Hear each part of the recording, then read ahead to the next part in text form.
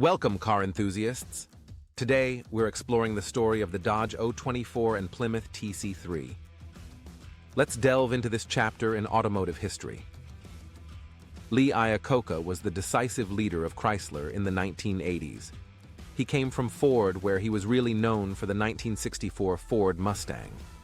Lee was king of Chrysler in his prime. He fired off new car ideas one after the other, and some took off, convertibles, while some failed, luxury cars based on the economy reliant.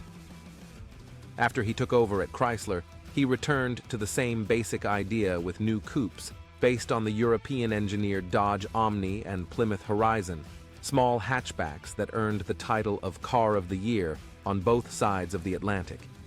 These coupes had sporty looks, but they were initially hampered by underpowered engines sourced from Volkswagen and Peugeot, as Chrysler worked on their own 4 cylinders. When Chrysler's own 2.2-liter 4-cylinder engine finally arrived in 1981, it provided 84 horsepower, and performance started to match the looks of these very light cars. 2.2 power grew later, and these cars were much more attractive. The sporty coupes really needed turbocharged 4 cylinders that would not be available for years to come, and that was likely their downfall. The one thing that bugged Lee was the C-pillar and backlight.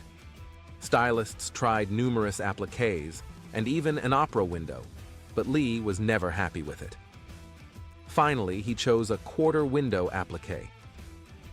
The original cars were the Dodge O24 and Plymouth TC3. Presumably, the 24 came from 2-door 4-cylinder, while TC3 was based on being a coupe 3-door. They handled quite well, though they were not especially refined by American standards. They were meant for inexpensive fun. Fuel economy was good, given the lightweight. Buyers could expect 25-30 mpg in mostly city driving from the smaller 4 cylinders. The peppy 2.2 dropped around 1 mile per gallon. The high-performance 2.2 with 110 horsepower took away a bit more mileage. Consumer's Guide said that a 110-horse engine had eye-opening pickup. The cars were quite small. They were just 56 inches wide and around 173 inches long.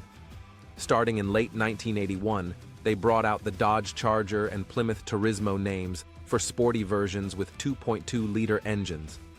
Car and driver lauded the Charger 2.2, calling it one of this year's most pleasant surprises and claiming that it easily beat the Volkswagen Scirocco in acceleration and was more aligned with Audi in speed. The 1983 Shelby Charger was mainly done at Chrysler Engineering and had a 107 horsepower version of the 2.2 engine. Sales were still low, so Chrysler spruced the cars up for 1984, adding full instrumentation to the gauges. The 1985 edition of the 2.2-liter turbo engine, producing 146 horsepower, finally gave these cars the power they needed. For 1986, the Turismo had a new option, the Duster package, the first time that name was used on a front drive car. Duster had special seats, wheels, and trim.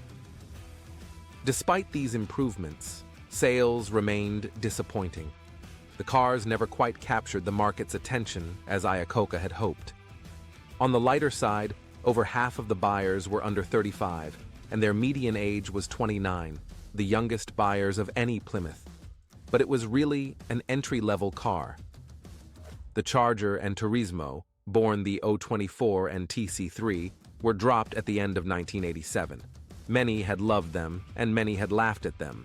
But with the 2.2-liter engines, they provided quite good performance for the price. They were fun cars. Find more at motales.com, the site for Mopar methods, people, cars, and history.